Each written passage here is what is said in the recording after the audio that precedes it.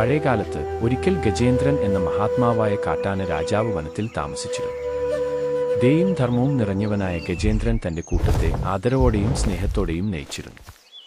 ഒരു ചൂടേറിയ ദിവസം ഗജേന്ദ്രൻ തടാകത്തിൽ വെള്ളം കുടിക്കാൻ ഇറങ്ങിയപ്പോൾ അപ്രതീക്ഷിതമായി ഒരു മഹത്തായ മുതല അവന്റെ കാലിൽ പിടിച്ചു.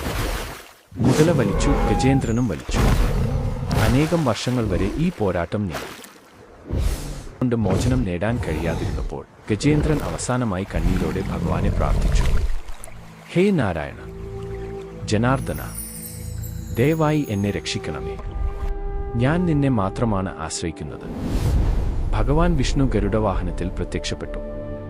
തന്റെ സുദർശന ചക്രം കൊണ്ട് മുതലയെ നശിപ്പിച്ചു. ഗജേന്ദ്രൻ മോചനം നൽകുകയും ആശ്വസിപ്പിക്കുകയും ചെയ്തു.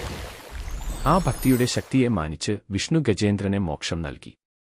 ദൈവികതയും സമർപ്പണവും ഒരുമിച്ചാൽ ആ ദുരിതം പോലും പരമാനന്ദത്തിലേക്ക് നയിക്കും.